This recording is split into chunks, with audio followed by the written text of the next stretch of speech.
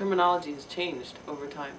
So nowadays, I think people would most commonly call that traditional music, traditional Quebecois music.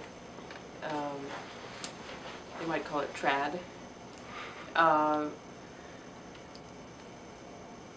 Several decades ago it was called folk music, musique folklorique.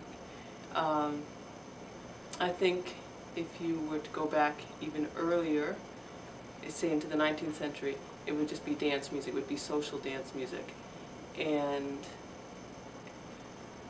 I think this is a question that hasn't been answered yet.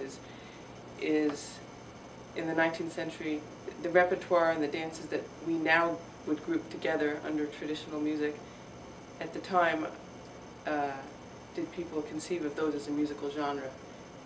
I would guess not. I think they thought of them as individual dances. So there were quadrilles, and there were tunes for quadrilles, and there were later in the early 20th century there were square dances, sept carré, and there's repertoire that could be played for that, and or there's waltzes, and there's obviously a certain type of tune that you play for waltz. And it seems to me, this is one of the things I'd like to look at in my research, is that it was really in the 20th century, in the early 20th century, that all of these musical types, these types of musical repertoire that were associated with various forms of dancing, that they came together into this single musical genre, which was associated with a sense of Quebec identity, cultural identity,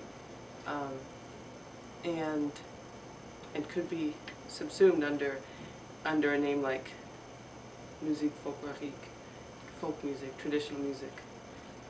But traditional, the word traditional, I use the word traditional. That's the term that you would hear nowadays, but it's a fairly recent term in the last few decades that was used, that came to replace the word folk, because the word folk had other connotations that, well, we won't get into that. So that's another topic for discussion. But